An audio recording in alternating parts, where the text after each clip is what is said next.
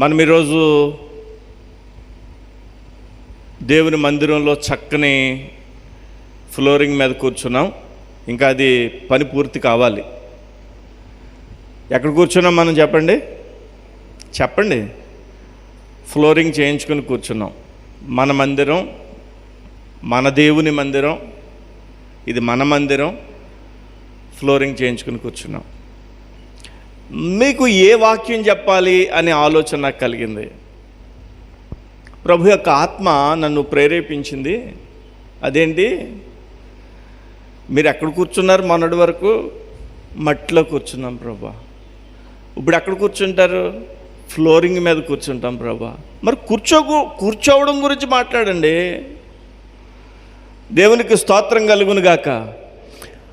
మనం ఈరోజు కూర్చునుట అనే పదం గురించి ధ్యానం చేస్తాం. చాలా క్లుప్తంగానే కొద్ది విషయాలు. కీర్తనల గ్రంథం మొట్టమొదటి అధ్యాయం మొట్టమొదటి వచనం. కీర్తనల గ్రంథం మొట్టమొదటి అధ్యాయం మొట్టమొదటి వచనం. దుష్టుల ఆలోచన చొప్పున నడవక, పాపుల మార్గమున నిలువక, అపహాసకులు కూర్చుండు చోటున కూర్చుండక, యెహోవా ధర్మశాస్త్రమునందు ఆనందించుచు దివారాత్రములు దానిని ధ్యానించువాడు ధన్యుడు. అట్టివాడు నీటి కాలువల యోరన నాటబడి ఆకు వాడక తన కాలమందు ఫలమిచ్చు చెట్టు వలె ఉండును అని వాక్యంలో ఉంది. భలే గమ్మత్తుగా చెప్తాడు దావీదు. దుష్టుల ఆలోచన చొప్పున నడవక, పాపుల మార్గమున నిలువక, అపహాసకులు కూర్చుండు చోటున కూర్చుండక.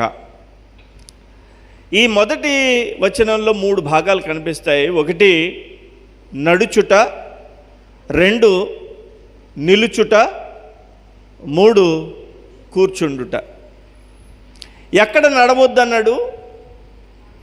దుష్టుల ఆలోచన చొప్పున మనం నడవద్దు అని అన్నాడు. మనకి చాలా చాలా చాలా సార్లు దుష్టుడైన సాతాను మనకు ఆలోచన చెప్తాడు. ఆ ఆలోచన చొప్పున మనం నడవకూడదు. మన ఆలోచనకర్త అయినటువంటి దేవుడు మనకి మన జీవితంలో ఆశీర్వాదం పొందేటట్టుగా మనకు ఆలోచనకర్త అయి ఉన్నాడు. అందుకని ఆయన పేరు ఆలోచనకర్త. దేవునికి స్తోత్రం. మనకు ఆలోచన చెప్పే దేవుడు మనం కలిగి ఉన్నాం. రెండవదిగా నిలుచుట. ఎక్కడ నిలవద్దన్నాడు? పాపుల మార్గమున నిలువక. అంటే ఎప్పుడైతే దుష్టుడి యొక్క ఆలోచన చొప్పున నడవడం ప్రారంభించామో, నడుస్తూ నడుస్తూ నడుస్తూ మనం ఒక చోట నిలబడిపోతాం. అది పాపుల మార్గమున నిలబడినట్లయితే మన జీవితంలో మనం ఆశీర్వాదాన్ని పొందలేం. ఆ తర్వాత వచ్చిన అపహాసకులు కూర్చుండు చోటున కూర్చుండక. అంటే ఒక వ్యక్తి దుష్టుని ఆలోచన చొప్పున నడుస్తుంటే మధ్యలో నిలబడతాడు, అక్కడే సతికిలు పడిపోతాడు. ఒక వ్యక్తి దుష్టుని ఆలోచన చొప్పున నడిస్తే అక్కడ నిలబడతాడు, నిలబడిన చోటున సతికిలు పడిపోతాడు, కూర్చుండిపోతాడు. ఇప్పుడు మనం ఎక్కడ కూర్చోవాలి, ఎక్కడ కూర్చోకూడదు అనే విషయాల్ని పరిశీలన చేస్తే, అపహాసకులు కూర్చుండు చోటున కూర్చుండక. అపహాసకుడు ఎవడు అపహాసకుడు అంటే సాతాను. మనల్ని అపహసించేది, మనల్ని పరిహాసం చేసేది, మనల్ని నిందించేది, మనం ఎడల అపహాస్యం చేసి అపహాస్యంగా నవ్వేది ఎవరో చెప్పండి? సాతాను. ఆ సాతాను యొక్క అపహాసకులు కూర్చుండే చోటన కూర్చోకూడదు మనం. వాస్తవానికి కొన్ని విషయాలు చెప్పి వాక్యంలోనికి క్లుప్తంగానే ఈరోజు చాలా క్లుప్తంగా చక్కగా మీకు అర్థమయ్యేటట్లుగా చెప్తాను. మన గురించి అర్థం కావాలంటే, మీ పాస్టర్ గారు కోసం మీకు అర్థం కావాలంటే, మీ పాస్టర్ గారి యొక్క స్నేహితులు ఎవరో తెలిస్తే చాలు. అర్థమవుతుందా? మరోసారి చెప్పనా? మీ పాస్టర్ గారు ఎవరో అర్థం కావాలనుకోండి, మీ పాస్టర్ గారి యొక్క స్నేహితులు ఎవరితో స్నేహం చేస్తున్నాడు ఎక్కువ అనేది మీరు గమనిస్తే పాస్టర్ గారి యొక్క మనస్తత్వం ఏంటో తెలిసిపోద్ది. నేను కాస్తంత ఎక్కువ పేకాటాడి వాళ్ళతో గడిపాను అనుకోండి నా రోజంతా, దాని అర్థం ఏంటి చెప్పండి? దాని అర్థం ఏంటి? ఎప్పుడో ఒకప్పుడు ఒరే నువ్వు కూడా మొక్కేయరా అంటారు, నువ్వు కూడా కొద్దిగా ప్యాక్ కలపరా అంటారు, నువ్వు కూడా ప్యాకెట్ ఆడరా అంటారు. అవునా? నేను ఎక్కువగా త్రాగుతున్నటువంటి వాళ్ళతో గడిపాను అనుకోండి, నాకు ఎప్పుడో ఒకప్పుడు అంటారు, ఒరే నీకు బుద్ధి లేదురా, ఒక చుక్క ఇరా, జస్ట్ ఒక ఔన్స్ ఇరా, ఒక మూతడై అంటారు. మూత మొదలు పెడతాం, ఆ తర్వాత కొద్దిగా ఎక్కువ అలవాటు అవుద్ది, ఎక్కువ అలవాటు అయ్యి మనం దానికి బానిస అయిపోతాం. మన స్నేహితులు ఎవరో మనకి చాలా జాగ్రత్తగా గుర్తించాలి. ఇక్కడ అపహాస్యకులు కూర్చుండే చోటన కూర్చోవడం మొదలు పెడితే మనం సర్వనాశనం అయిపోతాం. మనం దేవుని యొక్క మందిరంలో కూర్చోవాలి. దేవుని యొక్క మందిరంలో కూర్చున్నప్పుడు, దేవుని యొక్క ప్రజలతో సహవాసం చేస్తున్నప్పుడు, సర్వశక్తి కలిగినటువంటి దేవుని యొక్క సహవాసం కలిగి ఉన్నప్పుడు మనం దీవించబడతాం. మీకు కొన్ని విషయాలు ఈరోజు చెప్పడానికి ప్రయత్నం చేస్తాను. దేవుని యొక్క వాక్యంలో చూసినప్పుడు ప్రభు అయిన యేసుక్రీస్తు శరీరధారిగా ఉన్న సమయంలో ఆయన పాదాల దగ్గర ఒక వ్యక్తి కూర్చున్నారు. యేసు ప్రభు ఒక ఇంటికి వెళ్ళాడు. ఆ ఇంటిలో ముగ్గురున్నారు. ఒకటి మరియా, 2 మార్తా, 3 లాజరు. ఎవరు చెప్పండి? మరియా, మార్తా, లాజరు. వాళ్ళ తల్లిదండ్రుల గురించి వ్రాయబడలేదు, బహుశా వాళ్ళు లేరేమో. ఈ ముగ్గురు గురించి వ్రాయబడింది. పెద్ద కుమార్తె మార్తా, రెండో కుమార్తె మరియా, కొడుకు పేరు లాజరు. యేసు ప్రభు ఆ ఇంటికి వచ్చాడు. చాలామంది జనసమూహం ఉన్నారు. యేసయ్య ఆ ఇంటికి వచ్చి ఆ ఇంటి దగ్గర కూర్చున్నాడు. కూర్చోగానే ఆ యవ్వనస్తుడైనటువంటి లాజరు ఉన్నాడు, చూసారా? ఆ లాజరు ఏం చేశాడంటే బయటికి వెళ్ళిపోయాడు. మీరు చూడండి, ఎప్పుడైనా పాస్టర్ గారు ఎప్పుడైనా ఒక ఇంటికి వెళ్ళారనుకోండి, ఆ ఇంటిలో యవ్వనస్తుడు ఒకవేళ కూర్చుంటే పాస్టర్ గారితో పాటుగా అది ఎంతో దీవెన. ఒకవేళ ఆ ఇంటిలో ఉన్న యవ్వనస్తుడు కనుక వెళ్ళిపోతున్నాడు అనుకోండి పాస్టర్ గారిని చూసి, ఆ యవ్వనస్తుని కొరకు మనం ప్రార్థన చేయాలి. ఇక్కడ యేసు ప్రభు ఇంటికి వెళ్ళినప్పుడు లాజరు వెంటనే వడివడిగా నడుచుకుంటే వెళ్ళిపోయాడు. ఇప్పుడు మిగిలి ఉన్నది ఎవరు చెప్పండి? మార్తా, మరియా. మార్తా యేసు ప్రభుని చూడగానే ఏం చేసిందో తెలుసా? యేసయ్య ముందుగా వస్తాడనే తెలిసి ఆ మినపప్పు ఉంటుంది కదా, మినపప్పు, యేసు ప్రభు వస్తే గారెలు వేయాలని ఆ మినపప్పు నానబెట్టేసి ఉంటుంది బహుశా. ఆ పెద్ద రుబ్బురోల దగ్గర పత్రం పట్టుకుని ఇలా తిప్పుతుంది. యేసు ప్రభు వచ్చాడు కదా, గారెలేద్దాం అని ఆ పొయ్యి మీద మూకిడి పెట్టి ఒకవైపున ఈ లోపల నూనె మరుగుతూ ఉంది. కూర్చుని మార్త చూస్తూ ఉంది. ఈ మార్త ఈ పని పెట్టుకుంది. ఈ లోపల ఒక గారెలు వేయడం ఏంటి, కాస్తంత చికెను తెస్తే బాగాలేదు, ఒరే తమ్ముడా లేడా, ఎలాగప్పుడు చికెన్ తెప్పించి రకరకాలైనటువంటి పనులు పెట్టుకుంది మార్త. ఎందుకో తెలుసా? యేసు ప్రభుకి పెట్టాలని. ఆమె మనసులో ఉన్నది మంచిదే. యేసు ప్రభుకి ఏదేదో పెట్టి ఆయనను ఆనందింపచేయాలని మార్త ఏం చేస్తుందంటే రకరకాల పనులు పెట్టుకుంది. యేసు ప్రభుకి ఏమిష్టం? ఇదిగో పాయసం ఇష్టమా? పాయసం తింటాడండి. పాయసం కూడా చేసేద్దాం. రకరకాల పనులు పెట్టుకుని, విస్తారమైన పనులు పెట్టుకుని ఈమె బిజీ అయిపోయి యేసు ప్రభు వచ్చాడన్న సంగతి మర్చిపోయి ఆయన పాదాల దగ్గర కూర్చోవడం అన్న విషయాన్నే మర్చిపోయింది. ఈ లోపల చిన్న కుమార్తె ఉందో చూసారా, మరియా యేసు ప్రభు పాదాల దగ్గర కూర్చుంది. యేసు ప్రభు మాట్లాడుతున్నాడు. దైవికమైన విషయాలు చాలా చెప్తున్నాడు. అక్కడ ఉండేటువంటి జనసమూహము ఆమె యేసు ప్రభు పాదాల దగ్గర కూర్చుని ఆమె చాలా ఆసక్తిగా వింటున్నారు. చాలా ఆసక్తిగా ఉంటున్నారు. ఈ విషయాన్ని మీకు వాక్యంలో చూపిస్తాను. చూడండి, లూకాసు వార్త 10వ అధ్యాయము. లూకాసు వార్త 10వ అధ్యాయము 39వ వచనం చూడండి ఒకసారి. లూకాసు వార్త 10వ అధ్యాయము 39వ వచనం. ఆమెకు మరియా అని సహోదరి ఉండెను. ఈమె యేసు పాదముల యొద్ద కూర్చుండి ఆయన బోధ వినుచుండెను. మార్త విస్తారమైన పని పెట్టుకొనుట చేత తొందరపడి ఆయన యొద్దకు వచ్చి, ప్రభువా, నేను ఒంటరిగా పని చేయుటకు నా సహోదరి నన్ను విడిచిపెట్టినందున నీకు చింతలేదా? నాకు సహాయము చేయమని ఆమెతో చెప్పాను. యేసు ప్రభు దగ్గరికి వచ్చి మార్త అంటుంది, యేసు ప్రభు దగ్గరికి వచ్చి మార్త అంటుంది, యేసయ్యా, నువ్వు వస్తావని గారెలు వండుతున్నాను, పనిలో పనిగా బూరెలు వండుతున్నాను, నీకు పాయసం అంటే ఇష్టం అంట కదా, పాయసం వండుతున్నాను. ఇవన్నీ వండుకుంటుంటే నేను ఒక్కదాన్నే చేస్తున్నాను. మా చెల్లెమో నీ దగ్గర కూర్చుంది, చెప్పవా కొద్దిగా, నీకేం బాధ లేదా? నేను ఒక్కదాన్నే చేసుకుంటున్నాను ఈ పనులన్నీ. అప్పుడు యేసయ్య ఏమన్నాడో వినండి. అక్కడ యేసయ్య ఏమన్నాడో చూడండి. అందుకు ప్రభు 41వ వచనం, మార్తా మార్తా 2 సార్లు పలికాడు. మార్తా మార్తా అంటే మాట్లాడుతూనే పని చేసుకుంటుంది. ఒక్కసారి పిలిస్తే దగ్గరే ఉందని. మార్తా మార్తా అన్నాడంటే ఆమె పరుగులు ఉరుకులు పెట్టుకుంటూ పనిలో నిమగ్నం అయిపోయింది. 2 సార్లు మార్తా మార్తా అని పిలిచి అంటున్నాడు, నీవనేకమైన పనులను గూర్చి విచారము కలిగి తొందరపడుచున్నావు, కానీ అవసరమైనది ఒక్కటే. నువ్వు చాలా పనులు పెట్టేసుకున్నావు మార్తా, నీవు చాలా పనులు పెట్టేసుకున్నావు. అయితే అవసరమైంది ఒక్కటే. అదేంటది?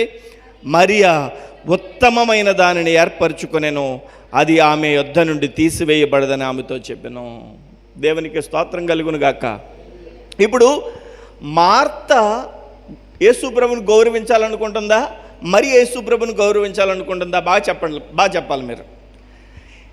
మార్త యేసు ప్రభుని గౌరవించాలనుకుంటుందా? మరియ యేసు ప్రభుని గౌరవించాలనుకుంటుందా? చెప్పాలి. ఏ మాట చెప్తే ఏ చిక్కు వస్తుందో. ఇద్దరూ గౌరవించాలనుకుంటున్నారు, చాలా మంచిది. కాస్తంటే ఎక్కువగా ఎవరు గౌరవించాలనుకుంటున్నారు? మార్త అనుకుంటుంది, నా ప్రభువారు మా ఇంటికి వచ్చారు, ఆయనకి బొజ్జ నిండా కడుపు నిండా పెట్టేయాలి, నా ప్రభు ఆనందింపజేయాలని పని పెట్టేసుకుంది. మరి అయితే యేసు ప్రభుతో పాటుగా కూర్చుంది. గమనించాలి మనం. ఈ మరియ చాలా మౌనంగా యేసు ప్రభు మాటలు వింటుంది. అప్పుడు యేసయ్య అన్నాడు, ఇదిగో మార్తా, నువ్వు విస్తారమైన పనులు పెట్టేసుకున్నావు, అవసరమైంది ఒకటే. నీ చెల్లి చూడు మాటలు వింటుంది, బోధ వింటుంది, ఇది చాలా అవసరం అని చెప్పాడు. మనం గమనించాలి, మన జీవితాలలో కూడా చాలా విస్తారమైన పనులు పెట్టేసుకుంటాం. మనం అనేకమైనటువంటి పనులు పెట్టుకుని ఒత్తిడికి గురైపోతాం. దేవుని వాక్యంలో ఏమనుందంటే, మనకి అవసరమైనది మనం సంపాదించుకోవాలి, మన పిల్లలకు అవసరమైనది మనం సంపాదించాలి, మన కుటుంబానికి అవసరమైనది మనం సంపాదించాలి. అది అవసరం, మన బాధ్యత. కానీ మనకు మించిన పని పెట్టుకోవద్దు. ఈ మాట ద్వారా, దీని ద్వారా నేను సేవకుడిగా చెప్తున్నాను, మీ ఆరోగ్యం పాడైపోయేటంత ఒత్తిడి మీరు పెట్టేసుకోవద్దు.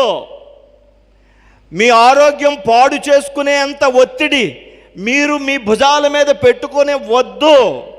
మీరు సంపాదించగలిగినంత సంపాదించి నా ప్రభు సన్నిధిలో ఆయన యొక్క మాటల ద్వారా సంతృప్తికరమైన, నెమ్మది కలిగిన, ఆరోగ్యవంతమైన జీవితాన్ని జీవించాలనేది యేసయ్య యొక్క ఆలోచన, దీవెనది. దేవునికి స్తోత్రం కలుగునుగాక.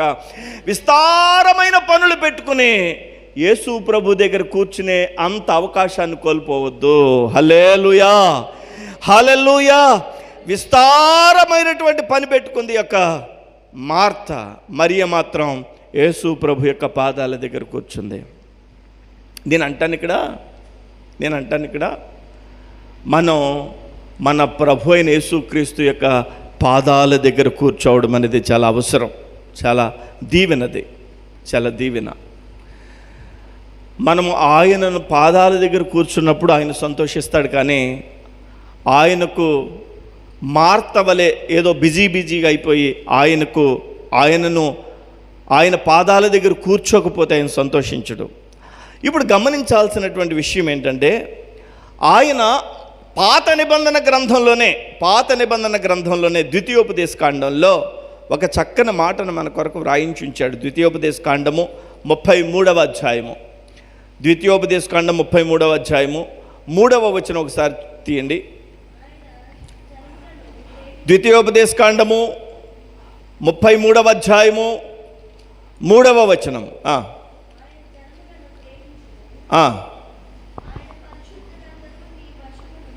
ఆయన జనములను ప్రేమించును, ఆయన పరిశుద్ధులందరూ నీ వశమునందురు, వారు నీ పాదముల యొద్ద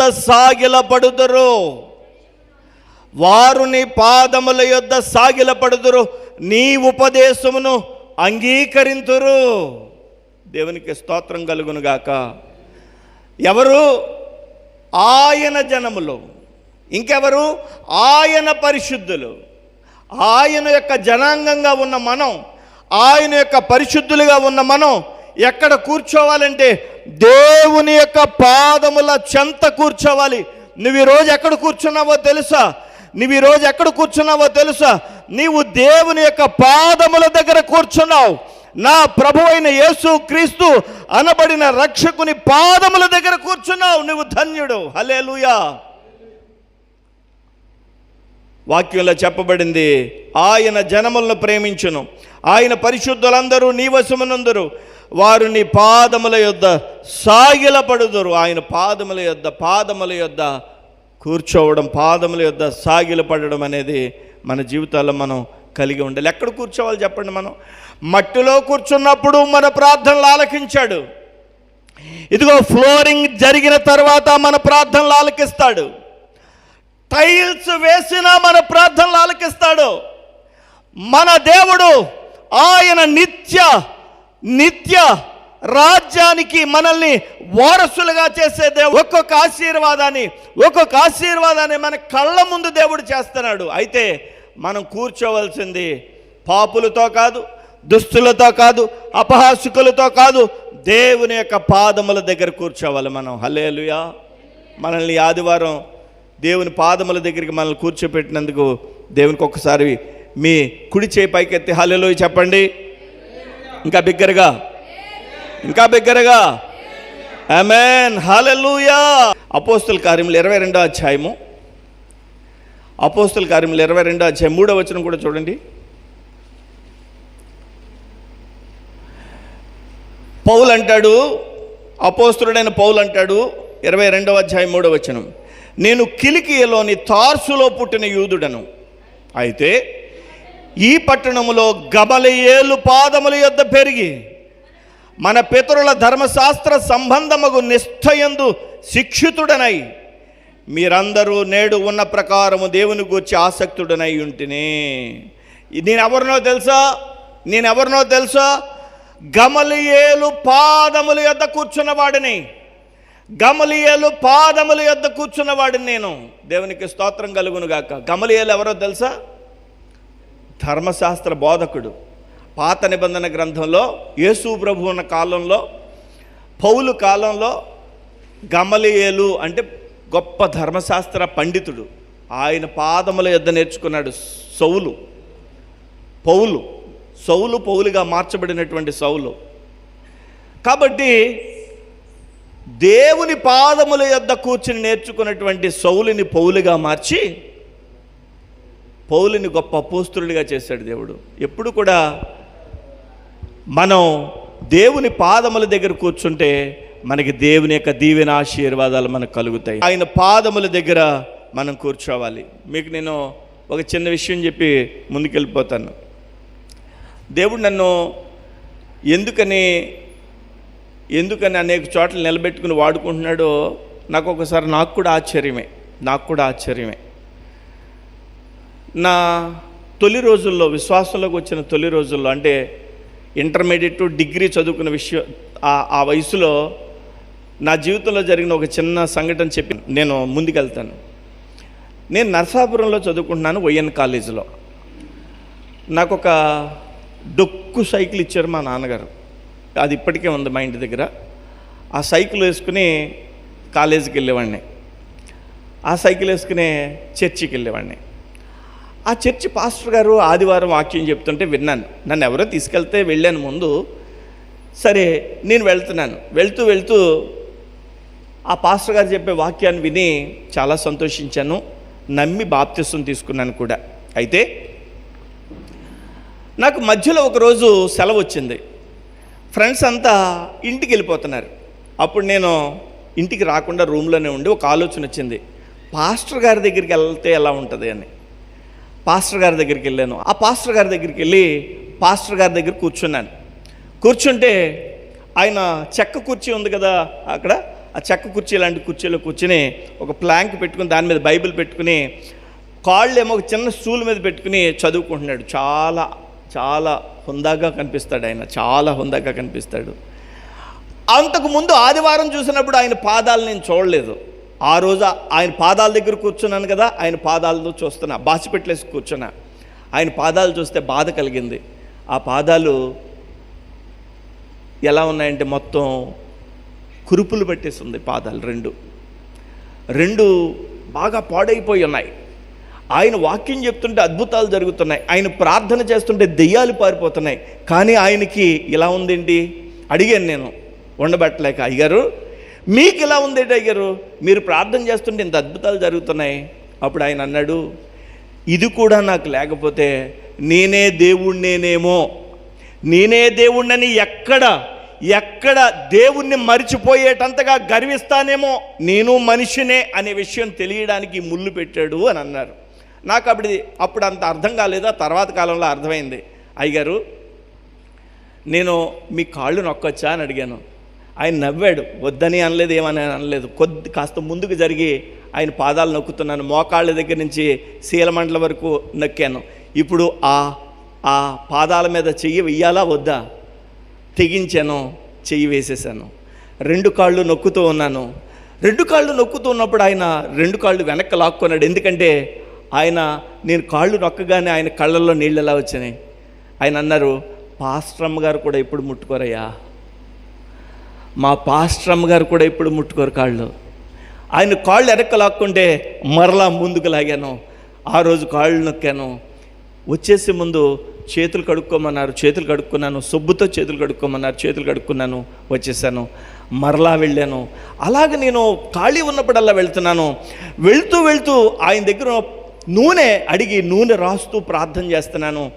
కాళ్ళు నొక్కుతున్నాను, ఆయన వాక్యం చెప్తూ నాకు ప్రార్థన చేస్తున్నారు. వెళ్ళిన ప్రతిరోజు చేతులుంచి ప్రార్థన చేస్తున్నారు.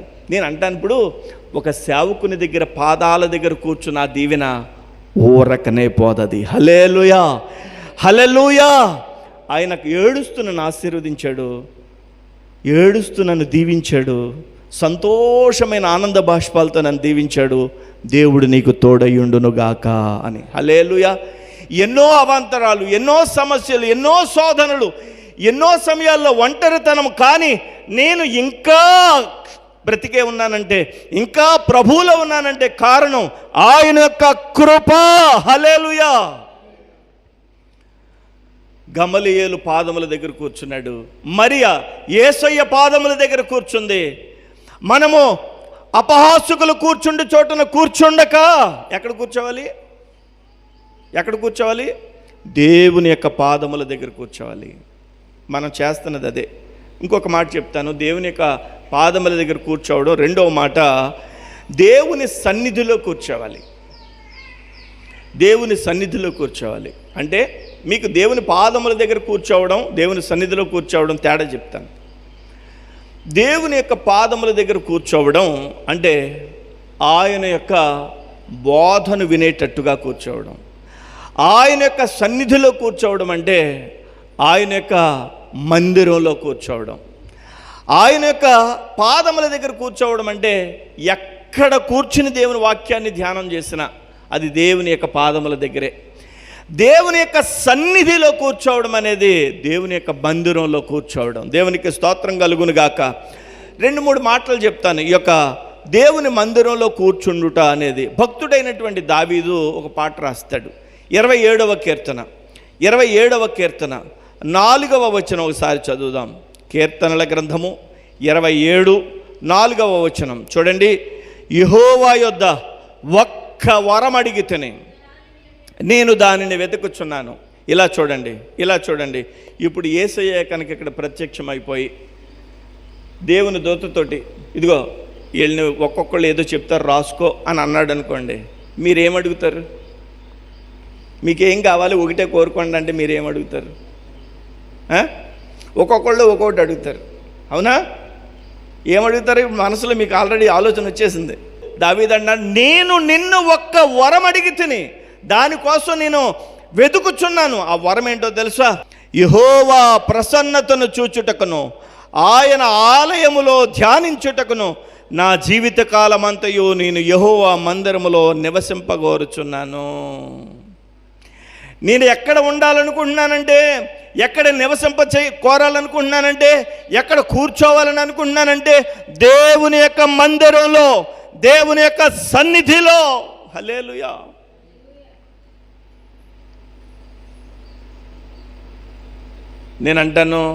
నేనంటాను మనకి రకరకాల స్నేహితులు ఉంటారు. ఎవరితోటి కూడా మాట్లాడొద్దని అనడం లేదు. నాకు త్రాగే వాళ్ళ స్నేహితులు ఉన్నారు, సిగరెట్ కాల్చే వాళ్ళ స్నేహితులు ఉన్నారు, చైన్ స్మోకర్స్ స్నేహితులు ఉన్నారు. వీళ్ళందరితో ఎంతవరకు ఉండాలి అంతవరకు ఉంటాను. కానీ ఇక్కడ కూర్చున్నారే మీరు నాకు సొంత, నా అమ్మ కడుపున పుడితే నా సోదరులా ఫీల్ అవుతాను. మీరు నా సొంత అన్న, మీరు సొంత తమ్ముడు, మీరు నా సొంత బిడ్డలా మిమ్మల్ని ఫీల్ అవుతాను. మీతో ఉన్నప్పుడు నేను ఎలా ఫీల్ అవుతానంటే మీరు నా సొంత కుటుంబంగా. హల్లెలూయా. నా కష్టం ఏదైనా ఉంటే మీతో చెప్పుకోవాలని, మీ కష్టం గురించి మీతో సహానుభవం కలిగిన వాడిగా దేవుని మందిరంలో కన్నీటి ప్రార్థన చేయాలని అనిపిస్తుంది. ఆయన ప్రసన్నత చూచుటకు, ఆయనను గూర్చి ధ్యానించుటకు దేవుని మందిరంలో కూర్చోవాలనుకున్నాడట దావీదు. దేవుని మందిరాన్ని కోరుకోవాలి. దేవుని మందిరంలో కూర్చునే భాగ్యాన్ని కోరుకోవాలి. దేవుని మందిరాన్ని చాలా సీరియస్గా, ప్రభా నీ మందిరాన్ని నేను కోరుకుంటున్నాను, నీ మందిరంలో నేను కూర్చుంటాను ప్రభా అని అడగాలి. హల్లెలూయా. ఇదే కీర్తనల గ్రంథం 23వ అధ్యాయం చూడండి, 2వ వచనం చూడండి. పచ్చిక గల చోట్లన ఆయన నన్ను పరుండజేయుచున్నాడు, శాంతికరముల జలముల చెంత నన్ను నడిపించుచున్నాడు. హల్లెలూయా. ఆయన నన్ను పరుండజేయుచున్నాడు, నడిపిస్తున్నాడంటే నడుచుట పరుండుట మధ్యలో ఏముంటుంది చెప్పండి?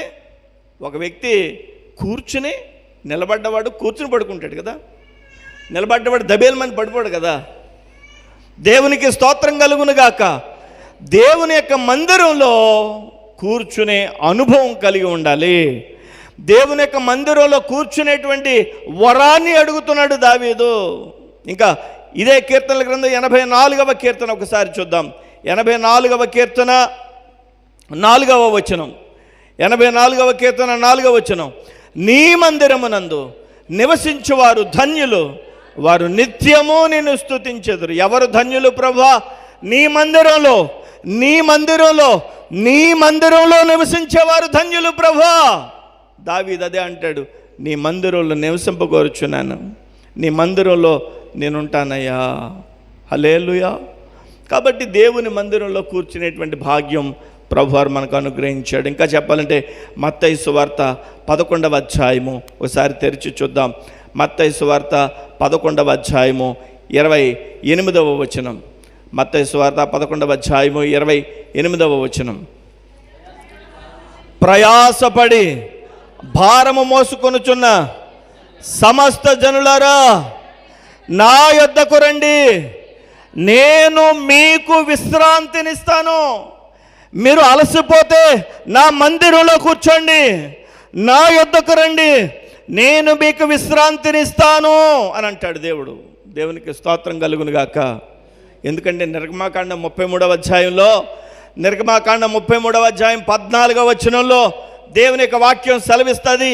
ఒకసారి తీసి చదువుదాం. నిర్గమాకాండము 13వ అధ్యాయము, క్షమించండి, నిర్గమాకాండం 33వ అధ్యాయము 14వ వచనం.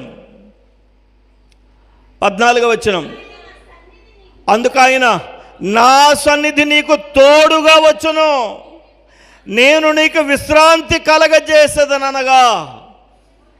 దేవుని సన్నిధి కనుక మనకు తోడుగా వస్తే, దేవుని మందిరంలో కూర్చునే అనుభవం కనుక మనకుంటే విశ్రాంతి దేవుడు మనకు అనుగ్రహిస్తాడు. దేవునికి స్తోత్రంగా. రెస్ట్, ఆశీర్వాదం, దీవెన, ప్రశాంతత, శాంతి, సంతోషము ఇవన్నీ కలిగేది దేవుని యొక్క మందిరాన్ని బట్టి, దేవుని యొక్క మందిరంలో లభించేటువంటి దేవుని యొక్క వాక్కును బట్టి, మాటను బట్టి దేవుని మందిరంలో విశ్రాంతి దొరుకుతుంది మనకి. ఒకటి, దేవుని యేసయ్య పాదముల దగ్గర కూర్చోవాలి. 2, దేవుని మందిరంలో కూర్చోవాలి. చెప్పండి. 1, యేసయ్య పాదాల దగ్గర కూర్చోవాలి. 2, దేవుని మందిరంలో కూర్చోవాలి. మనం ఇప్పుడు ఎక్కడ కూర్చున్నాం? దేవుని మందిరంలో.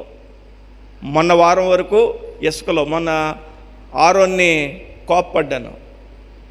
ఆరోన్ మీద చాలా కోపం వచ్చేసింది. ఎందుకంటే మనం ఆరాధన చేస్తుంటే ఇసుకతో ఆడుకుంటున్నాడు, 2 చేతులతో ఇసుక తీసుకుని ఆడుకుంటున్నాడు. కోపం వచ్చేసింది తన మీద.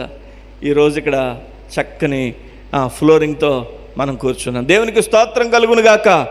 నేనంటాను, దేవుని మందిరంలో కూర్చోవడం అనేది మనకి దీవెన, ఆశీర్వాదము, విశ్రాంతి మనకు దేవుని యొక్క మందిరంలో లభిస్తుంది, దేవుని సన్నిధిలో లభిస్తుంది. నా సన్నిధి నీకు తోడుగా ఉండును, నేను నీకు విశ్రాంతి కలగజేతును అని చెప్పి ప్రభు మాట్లాడుతున్నాడు మోషేతో. 2 విషయాలు చెప్పాను మీకు నేను. 1, యేసయ్య పాదముల దగ్గర కూర్చోవడం. 2, మందిరంలో కూర్చోవడం. మూడవ మాట కీర్తనల గ్రంథం 1వ అధ్యాయం 1వ వచనంలోనే మనం చదువుకున్నాం. ఎక్కడ కూర్చోకూడదో చెప్తున్నాడు అక్కడ. దుష్టుల ఆలోచన చొప్పున, ఏమని? దుష్టుల ఆలోచన చొప్పున నడువక, పాపుల మార్గమున నిలువక, అపహాసుకులు కూర్చుండు చోటున కూర్చుండక. అక్కడ కూర్చోవద్దు అంటున్నాడు.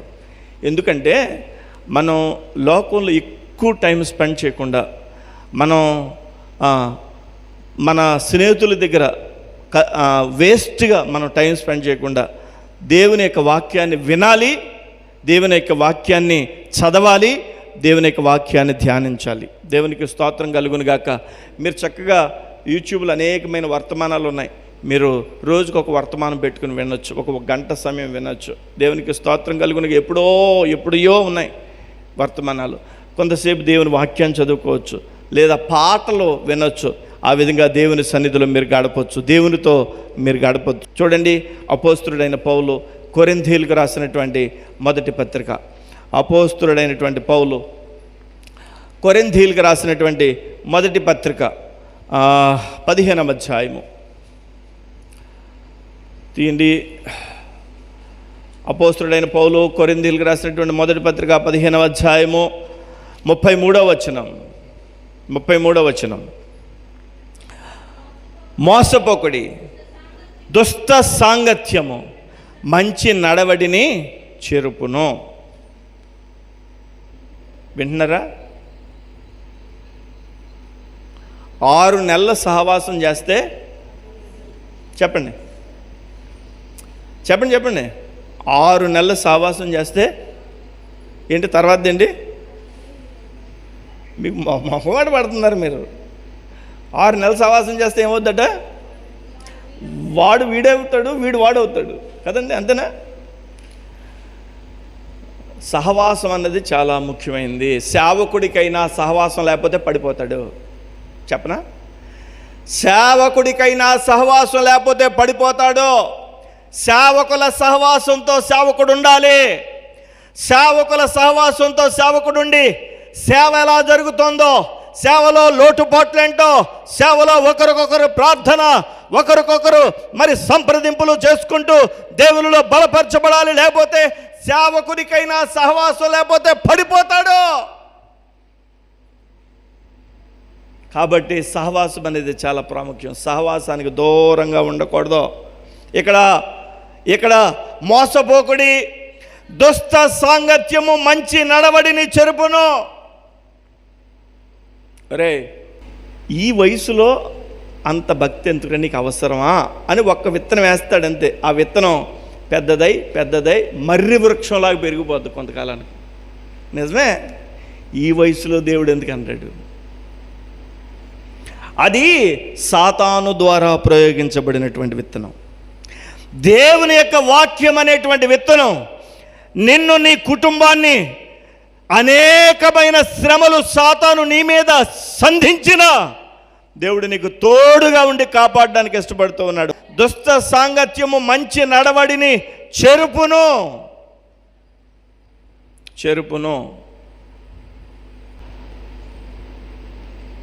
6 నెలల సహవాసం చేస్తే వాడే వీడవుతాడు, వీడే వాడవుతాడు. సహవాసం చాలా ముఖ్యం. నువ్వెవరితో ఫ్రెండ్షిప్ చేస్తున్నావో చాలా జాగ్రత్త. నీవు దేవుని మందిరంలో సహవాసంతో ఉండాలి, దేవుని యొక్క పాదాల దగ్గర ఉండాలి. నువ్వు ఎక్కడ కూర్చోవాలంటే యేసయ్య పాదాల దగ్గర కూర్చోవాలి, దేవుని మందిరంలో కూర్చోవాలి. దుష్టుల ఆలోచన చొప్పున నడువక, పాపుల మార్గమున నిలువక, అపహాసుకులు కూర్చుండు చోటున కూర్చుండక ఉండాలి. మోసపోకుడి దుష్ట సాంగత్యము మంచి నడవడిని చెరుపును. నువ్వు మంచోడివే, కానీ నీ ఫ్రెండ్షిప్ నిన్ను పాడు చేస్తుంది. సామెతల గ్రంథం 13వ అధ్యాయం, సామెతల గ్రంథం 13వ అధ్యాయం 20వ వచనం. జ్ఞానుల సహవాసము చేయవాడు జ్ఞానము గలవాడును, మూర్ఖుల సహవాసం చేయవాడు చెడిపోవును. జ్ఞానులతో సహవాసం చేస్తున్నాడు అనుకోండి, జ్ఞానులతో సహవాసం చేస్తున్నాడు అనుకోండి, విశ్వాసులతో సహవాసం చేస్తున్నాడు అనుకోండి, ప్రార్థనాపరులతో సహవాసం చేస్తున్నాం అనుకోండి, మనం ఏమవుతాం చెప్పండి?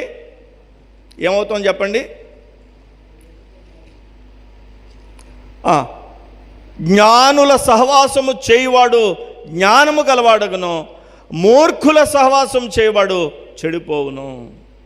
ఎవడైతే మూర్ఖులతో సహవాసం చేస్తాడో చెడిపోతాడు.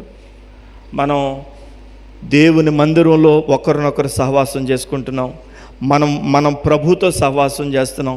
దేవుని మందిరంలో ఉన్నాం కాబట్టి, దేవుని యొక్క ప్రజలతో కూర్చుంటున్నాం కాబట్టి, ఆయనతో యొక్క కృపను పొందాం కాబట్టి నిజంగా మనం ధన్యులం. హల్లెలూయా. జ్ఞానుల సహవాసం మనం కోరుకుందాం. మీరు దేవుని పిల్లలతో సహవాసంగా ఉండండి, దేవుని సేవకుడితో సహవాసంగా ఉండండి, సాక్షాత్తు మన ప్రభు అయిన యేసుతో సహవాసము చేయండి. కీర్తనల గ్రంథం 26వ అధ్యాయము, కీర్తనల గ్రంథం 26వ అధ్యాయము. Thank you Jesus. ఎస్, కీర్తనల గ్రంథము 26వ అధ్యాయము 4-5 వచనాలు చదువుదాం. 4-5 వచనాలు. పనికి మాలిన వారితో నేను సాంగత్యము చేయను, వేషధారులతో పొందు చేయను. నేను ఎక్కడ కూర్చోను? పనికి మాలిన వాళ్ళతో నేను సాంగత్యము చేయను.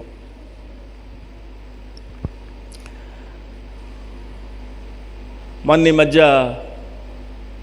మధ్య మీకు చెప్పాను కదా, మా క్లాస్మేట్స్ 120 మంది, 20 మంది బకెట్ తినేశారు. 120 మంది మా క్లాస్మేట్స్, 20 మంది వెళ్ళిపోయారు, చచ్చిపోయారు. ఇంకా 100 మంది ఉన్నాం. 100 మందిలో నేను ఒకడినే.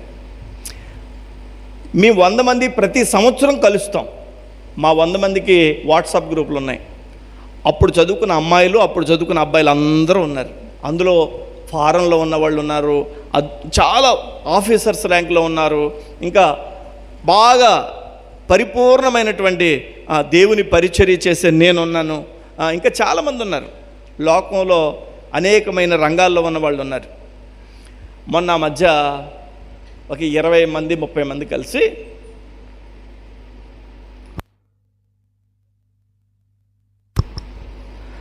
అక్కడికి వెళ్ళారు. నన్ను రమ్మంటానికి భయపడుతూ నువ్వు అడవి ప్రాంతం కదా, అక్కడికి వస్తే నువ్వు గుడి దగ్గర రావద్దు, అక్కడికి వస్తే మాతో పాటుగా కాస్తంత ఎంజాయ్ చేసినట్టుంటుంది అన్నారు. నేను అలాగే చూశాను, ఏ సమాధానం చెప్పకుండా. వాళ్ళు వెళ్ళిపోయారు. వెళ్ళిపోయిన తర్వాత మా వాట్సాప్ గ్రూప్లో వీడియోలు పెట్టారు. వీడియోలు ఎలా పెట్టారనుకుంటున్నావు?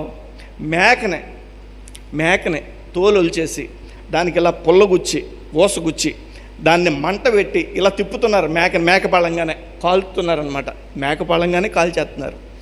చుట్టూరా సీసాలు నెత్తి మీద పెట్టుకుని ఇలా డ్యాన్స్ వేస్తున్నారు. మేక చుట్టూరు కాలుతూ ఉంటాయి. అక్కడికి రమ్మంటున్నారు నన్ను. ₹1,00,00,000 ఇస్తే వెళ్తానా? నా నిలువెత్తు బంగారం ఇస్తే వెళ్తానా?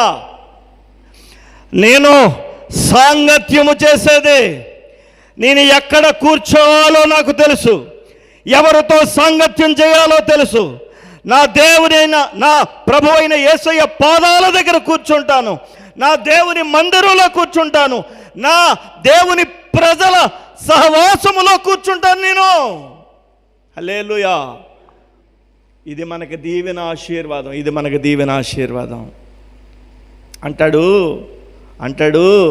4-5 వచనాల్లో, కీర్తనల గ్రంథం 26వ అధ్యాయం 4-5 వచనాల్లో ఏమని చదువుకున్నాం మనం? పనికి మాలిన వారితో నేను సాంగత్యం చేయను. మాట్లాడవా వాళ్ళతో? ఎందుకు మాట్లాడను? మాట్లాడడం మానేమని బైబిల్ చెప్పలేదే, కానీ వాళ్ళతో రాసుకుని పూసుకుని తిరుగుద్దని ఉంది. మాట్లాడవచ్చు, అవసరమైతే వాళ్ళ ఇంటికి నేను వెళ్తాను, వాళ్ళు నా ఇంటికి వస్తారు. ఎంతవరకు ఉంచాలో అంతవరకు ఉంచుతాం. కానీ మనమైతే ఒక కుటుంబం. దేవునికి స్తోత్రం కలుగును గాక. ఆదికాండం 19వ అధ్యాయం. నేను మాట చెప్పి నేను ముగింపులోనికి వెళ్తాను. మన గ్రేసమ్మ ఆము తినడానికి సిద్ధంగా ఉంది. ఆము పెట్టాలి ప్రార్థన చేసి. దేవునికి స్తోత్రం. చూడండి, ఆదికాండం 19వ అధ్యాయం. ఆదికాండం 19వ అధ్యాయం.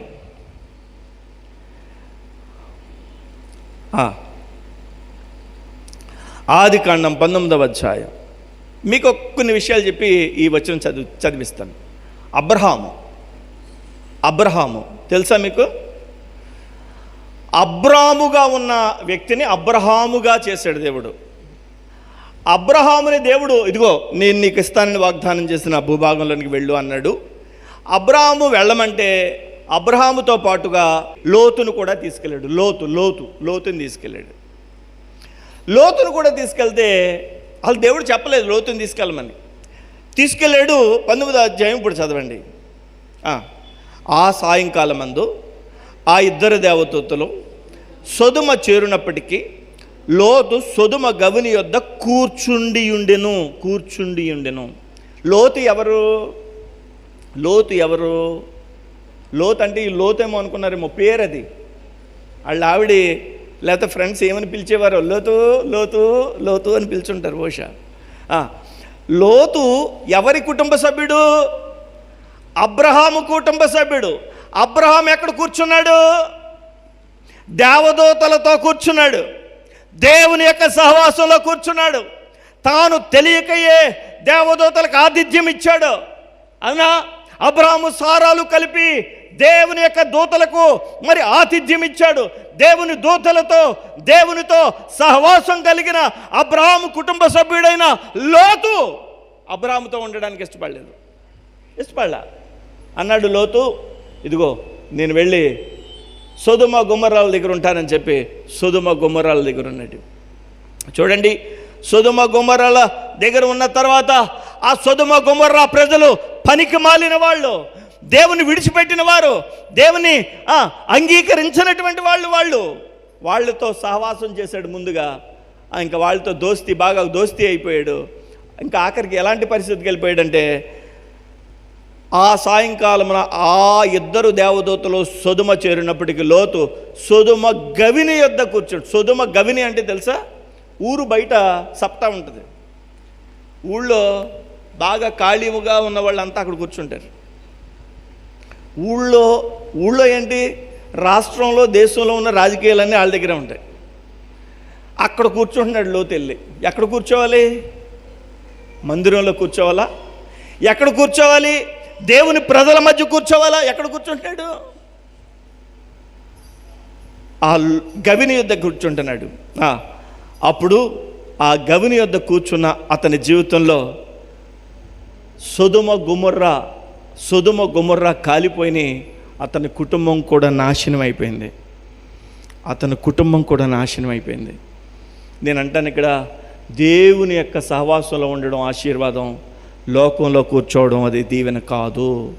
ఇప్పుడు మనం ఎక్కడ కూర్చున్నాం? మనం అనుకుంటున్నాం ఫ్లోరింగ్ మీద కూర్చున్నాం అనుకుంటున్నాం, కానీ దేవుడు అన్నాడు ఈరోజు, శ్రీని గారు రండి రండి రండి రండి, వెళ్ళిపోవద్దు, రండి, దేవునికి స్తోత్రంగా వెళ్ళిపోదాం, ఒక 10 నిమిషాలు వెళ్ళిపోవద్దు మీరు. హల్లెలూయా. మనం ఎక్కడ కూర్చున్నాం? ఫ్లోరింగ్ మీద కూర్చున్నామని అనుకుంటున్నాం, కానీ దేవుని మందిరంలో ఫ్లోరింగ్ మనకి ఇచ్చాడు. దేవునికి మనసారా స్తోత్రం చెప్పండి. ఒకసారి చెప్పండి. ఇంకొకసారి చెప్పండి. హల్లెలూయా. ఫ్లోరింగ్ మీద కూర్చున్నామని అనుకుంటున్నాం, కానీ యేసు పాదాల దగ్గర కూర్చున్నాం. రెండోది, దేవుని మందిరంలో కూర్చున్నాం. అపహాసుకులు కూర్చుండే చోట, దుష్టుని సహవాసంలో కాకుండా జ్ఞాని అయినటువంటి, పరమజ్ఞాని అయినటువంటి యేసయ్య సహవాసంలో కూర్చున్నాం. దేవుని యొక్క దీవెన మనకు తోడై ఉండును గాక. ఒక మాట చెప్పి ముగించేస్తాను. మనం ఇక్కడ కూర్చున్నామా? యేసయ్య ఆయన సింహాసనంలో కూర్చోబెట్టుకోబోతున్నాడు.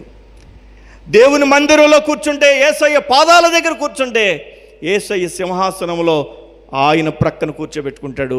దేవుడి మాటలను దీవించి ఆశీర్వదించును గాక. హల్లెలూయా.